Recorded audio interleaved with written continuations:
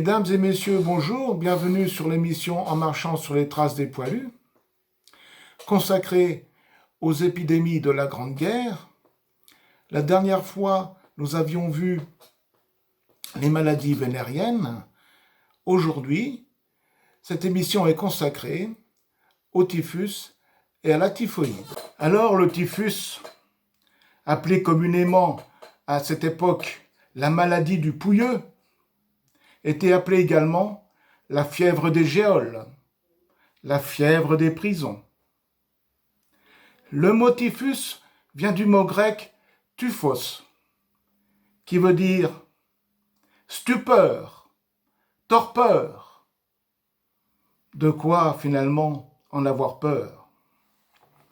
Alors pour parler de son histoire, il faut remonter dans les temps très anciens reculés, pour ainsi dire à l'Antiquité, notamment en 430 avant Jésus-Christ, lorsque cette maladie fit son apparition.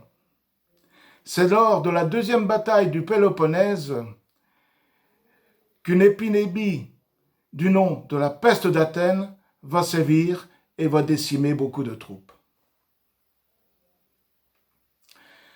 Alors cette maladie traverse les âges et les siècles, est plus près de nous, sous l'époque de Napoléon en 1812 notamment, pendant la retraite de Russie. Ces troupes font face non seulement à des conditions climatiques effroyables, mais également à une épidémie du typhus qui décime pas mal de monde au sein de ces troupes. Elle est due à quoi cette maladie? Elle est due à un manque évident d'hygiène corporelle. Pensez donc que nos braves poilus dans les tranchées n'étaient pas, disons, à la fête tous les jours. L'hygiène corporelle était plutôt oubliée, du moins le temps qu'ils combattaient dans ces tranchées. Ils faisaient face à toutes sortes de situations. La présence de rats, la présence de cadavres animaux ou humains dans les trous d'obus, où ils ne pouvaient à peine recueillir l'eau saumâtre, polluée, d'ailleurs, qui était vecteur aussi de dysenterie également. Alors il y avait aussi un petit insecte qu'il ne faudrait pas oublier et qui se logeait notamment dans les cheveux de ces braves soldats et qui s'y trouvait fort bien, c'est le poux. Le poux est le principal vecteur de cette maladie qu'est le typhus. Entre 1918 et 1922, il y eut 3 millions de morts et 20 à 30 millions de malades, notamment en Russie pendant surtout la période de la Révolution. C'est pas tant vraiment les troupes qui furent décimées par cette épidémie, mais la population civile a été sévèrement touchée. Pour enrayer ce genre d'épidémie, juste avant le XXe siècle, notamment en 1874, un chimiste autrichien du nom de Hartmann Zettler découvre un procédé qui va révolutionner le monde médical pour lutter contre la propagation de ce fléau.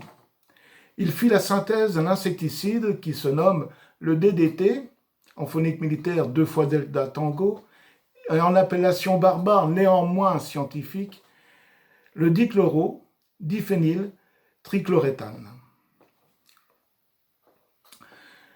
Cet insecticide n'aura de cesse que d'évoluer par les chercheurs. Et en 1939, un Allemand du nom de Paul Hermann Müller découvre un procédé plus efficace et qui sera employé notamment durant la Deuxième Guerre mondiale, et c'est ainsi que beaucoup de soldats de tout pays, de tous les belligérants, seront épargnés par l'épidémie du typhus, sauf les camps de concentration, bien entendu. Ce procédé évita des épidémies à grande échelle. Et après-guerre, on utilisait encore le DDT. Pour revenir à la Première Guerre mondiale, la France, comme on peut le dire, n'était vraiment pas en retard d'une guerre. Car dès qu'elle entendit les bruits de bottes en 1913, elle fit vacciner, en accord avec le ministère de la Guerre, le service de santé, un maximum de troupes. Certes, c'était peut-être en gros les cobayes, mais la vaccination prouva son efficacité au cours de la Grande Guerre. À tel point que finalement, que 8 cas furent révélés et relevés sur le front, en 1914, sur le front du Nord-Est notamment. Ce qui ne fut pas le cas du côté de l'ennemi, des Allemands, qui, eux, ne bénéficièrent pas de cette prévention médicalisée. Pendant la campagne de Serbie en 1915, il y eut en gros 150 000 morts de cette épidémie du typhus, notamment des Allemands, des Autrichiens et bien sûr des Italiens. Nos alliés non vaccinés contre cette épidémie, contre ce fléau, furent gravement touchés également. Les Belges, les Britanniques, les troupes du Commonwealth notamment. Alors, comment lutter contre ce fléau? Tout simplement en ayant une hygiène corporelle efficiente, digne de ce nom. Vous allez me dire, pas évident dans les tranchées d'avoir une hygiène corporelle. Eh oui, pas évident du tout. D'ailleurs, il n'y en avait pratiquement pas. Ils se lavaient avec de l'eau qu'ils trouvaient par-ci et là, et encore, quand ils en avaient. Ils ne se changeaient pas non plus de vêtements. Ils vivaient vraiment comme des rats. Alors, quand ils étaient relevés, ces gens-là, ils en étaient vraiment ravis. Et ceux qui étaient au repos ou en réserve dans un village quelconque et qui pouvaient bénéficier du lavoir et d'une petite rivière, croyez-moi que ça leur servait aisément. D'ailleurs, ils s'égayaient dans l'eau des rivières ou dans le lavoir. Ils prenaient de douches en conséquence. Le savonnage, et encore du savonnage. Ils s'épouillaient mutuellement. Ils épouillaient aussi les vêtements. Ils épouillaient pour trouver les fameux totos, comme on les appelait les poux à l'époque. Et aussi, ils n'oubliaient pas, selon les consignes sanitaires reçues, de laver leurs vêtements à une eau très chaude, au moins à 70 degrés. Et dans les consignes, il était même indiqué qu'ils puissent revêtir ces vêtements tout chauds sur leur peau afin de lutter contre la propagation des poux qui étaient encore encastrés peut-être dans les plis ou replis de leur peau.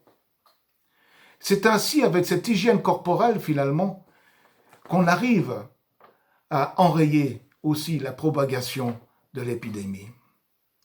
D'ailleurs, au Fort de Douaumont, quand on le visite, il y a une casemate, du moins une salle, qui est prévue à cet effet. Et je ne manque pas de le rappeler aux visiteurs. Et puis le vaccin. Le vaccin qui fut découvert en 1902 par un certain Charles Nicolle, qui travaillait à l'Institut Pasteur à Paris et qui ensuite s'est exilé à Tunis.